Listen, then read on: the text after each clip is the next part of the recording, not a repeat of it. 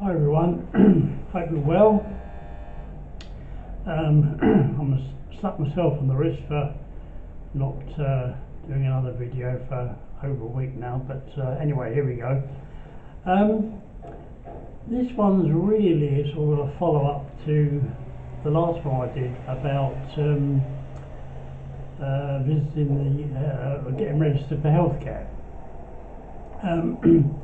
The following day I went to Malta Health Centre, which is the place where my surgery is going to be or is, primarily to sort of find out what medication I've been prescribed was available free of charge or not.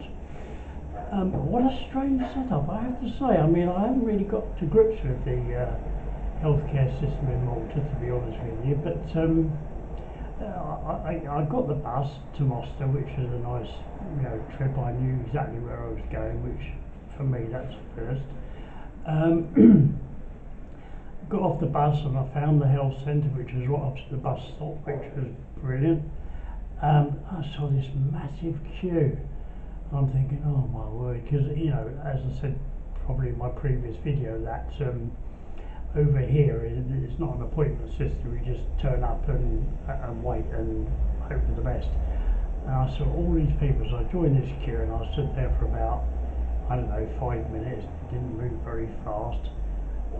So I happened to say to somebody, is this the queue for the health centre? And the woman said, oh no, this is for the post office. Can you believe that? I mean, there was a post office in the same building as the health centre. So obviously I got out of there and found the front door. Immediately a guy came up and took my temperature, which I thought was quite absurd, because I'm thinking, well, if you're ill, chances are you would have a temperature, but so why take it anyway? He asked me what I wanted, and I said I just wanted to see a doctor about my medication, and he said not a problem. So got in the lift, went up to the first floor, got out of there, walked in this sort of like waiting area, and they got security in there, and I'm thinking, a doctor's surgery with security, unbelievable. Anyway, quite a pleasant girl who was doing security. She said, again, asked me what I wanted, so I told her. Anyway, I went to the reception desk because they directed me to which one to go to. Then a slight hiccup, because although I had my certificate of entitlement form with me, the girl behind the counter wasn't quite sure whether I was legit or not, because I didn't have a Maltese ID card number. So I explained that, well, I've only just moved here and obviously I've got to get all that sort of thing sorted out. So eventually she went off and saw somebody, came back and said, oh yeah, that's all right. Anyway, so I got some special sort of sticker with a number on it, which is, I presume, is my registration number for the surgery, and got given a ticket. It was like being in Tesco's at the meat counter or Waitrose or any other sort of supermarket. So I went to sit down, and there was only probably, I don't know, 3 people in front of me. Good system. I had to agree, it was a good system, but what it would be like when it was busy, I don't know, because there's not actually any time limit on how long you can be with the doctor. So I probably waited, I don't know, maybe 10-15 minutes, and then I went to see this doctor, and I had all my medical records from the UK with me. He spoke reasonably good English, but there was a couple of things I couldn't really quite understand, but I just sort of nodded and smiled sweetly, and I think I got away with it. And then basically he said, well, there's probably only one thing you can get free, and that's your statin tablets. So I thought, well, that was a bit bizarre, because I mean, I've got sort of like high blood pressure and whatever, but that doesn't seem to be a charge or exempt prescription charge for some reason, but statins are. Anyway, So then he gave me these two referral forms to go to Malta Hospital, which is like the main hospital in Malta. And one of them was for a blood test. In fact, I had two actually. I had three referrals effectively. A blood test, an ECG, because obviously you read on my notes that I'd had atrial fibrillation, albeit sort of like 11 years ago, but they obviously wanted to make sure I was okay. And then what surprised me was I had to make an appointment to go to the psychiatric unit of the hospital, so I don't quite know what that was all about. Anyway, I think I got the gist of what he was saying. I had to go back home and ring the hospital and make an appointment for these things. So I thought, well, I'll do that later on in the day, or maybe a couple of days later. It didn't seem that there was any urgency for it. So then I trotted off again and went over the other side of the road back to find the bus, and bus came along and I got on, and well, I mean, I was a bit sort of, I don't know whether I was flustered or annoyed really, because my sunglasses on and my mask, and I got on and showed the bus driver my ticket to show that, you know, I got on the bus less than 2 hours ago, so I could go back again, sort of like on the same fare. And then this youngster got up out of his seat and offered it to me. And I'm thinking, do I really look that old? Unbelievable, you know. A nice gesture, but at the time I thought, oh dear, I don't know if I really want to know about this, because I've always regarded myself as being quite young looking, but clearly this guy didn't think I was. So there you go. So I got back to the apartment, and I probably left it 2 or 3 days. So I tried to ring the hospital on the number that was on the referral forms that I had. Couldn't get any answer, so I saw an email address on the referral letters. So I emailed them explaining who I was and blah blah blah, what I've been doing. That was probably, I don't know, a week and a half, 2 weeks ago now. I've heard nothing from the hospital, not an email, not a phone call or a letter or anything like that. So I don't really know whether I've done the right thing or not. So I've had to today put on an expat forum that I've joined for Malta, to ask somebody if they can tell me whether I've done the right thing or not. I mean, I just don't understand the healthcare system, to be honest here, but you know, I'm sure it's very good, but it's all completely strange to me when you look at what we have in the UK or whatever. So that's pretty much it as far as health's concerned. The things I've got left to do now, apparently, is I've now got to register with the Inland Revenue in Malta, even though it's probably unlikely that I'm going to have to pay any tax on my income, because I'm being taxed in the UK on my pensions, which is basically the only income I've got.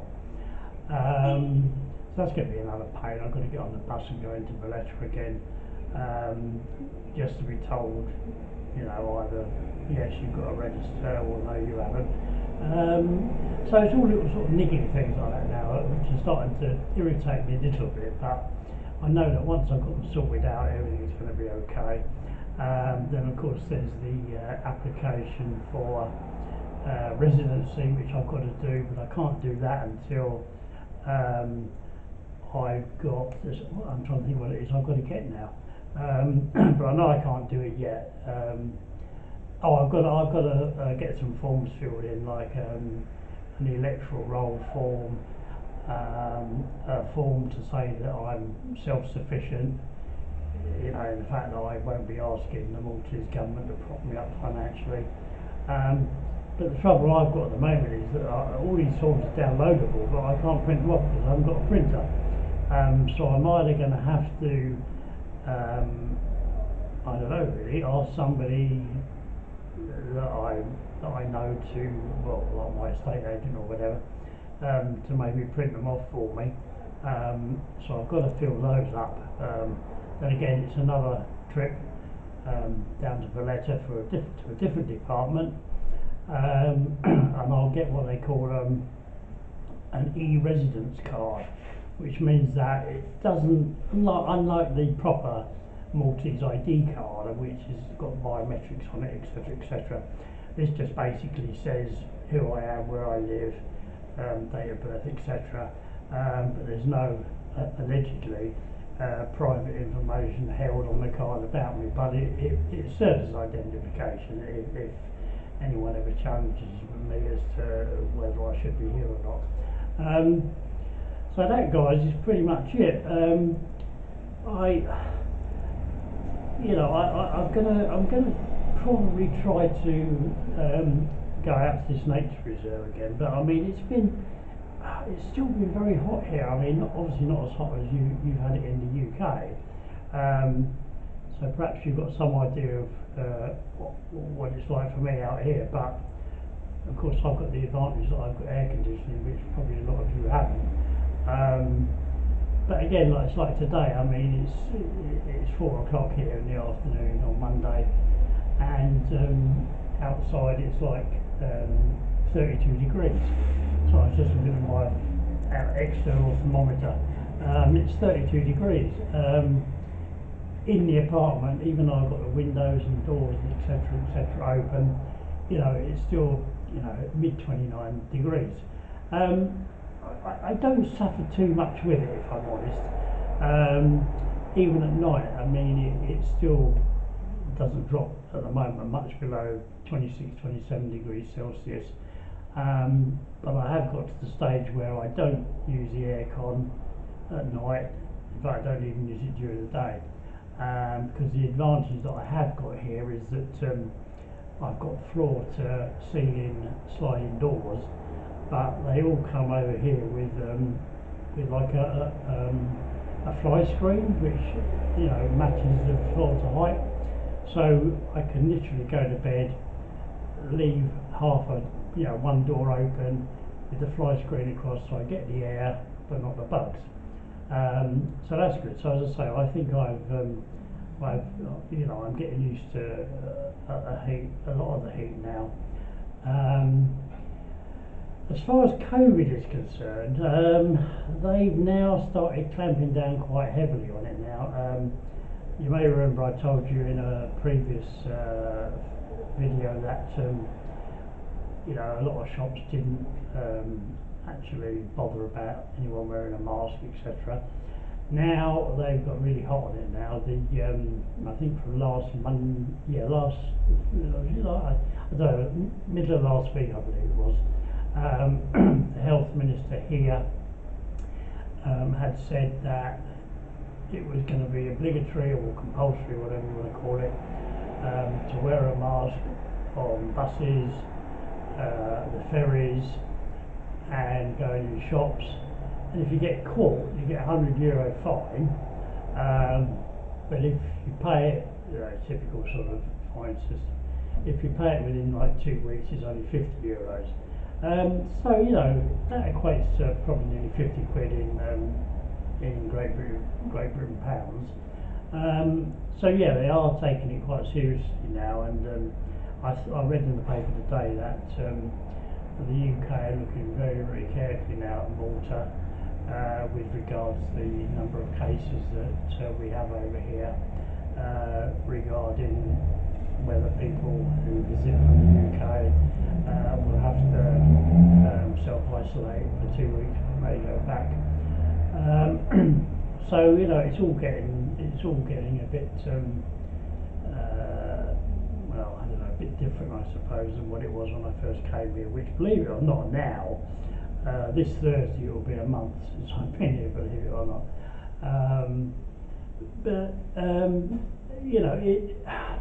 I've got mixed views on this. I mean, I read a few things on Facebook and places like that, and I've never really been a great believer in everything that I read on social media. But some people are coming up with some good sort of theories, if you like. I mean, they're saying about Sweden. I mean, Sweden apparently have done very, very well with all this, but they've gone for the herd immunity sort of outlook,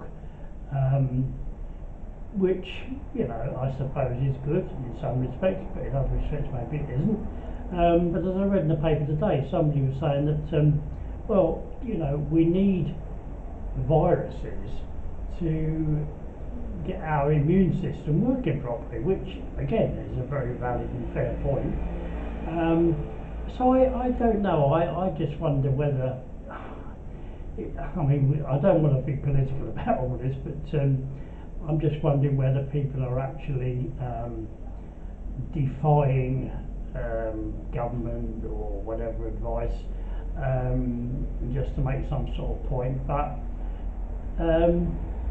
you know, I really don't know. I mean, I think if we're not careful, we're going to end up in a situation where we're going to be in a sort of a dictatorship, which, you know, is not really what we should be looking at, I don't think. But anyway, I don't want to be political, and so I'll shut up for that. So yeah, I mean, my battery, I've noticed, is now going a bit low, so I'm just going to have a quick slurp of my beautiful Maltese red wine, which I have to say is very, very nice. It's only €4 a bottle, and it's good quality wine made on the island. Okay, so that'll be it for today, I think. I'll try and do another video before the weekend. I trust you've noticed that I'm actually topless today, but I'm not going to put the camera any lower because it might make some of you unwell, especially if you're eating. So anyway, as always, look after yourselves, keep safe, and I'll speak to you soon. Bye for now.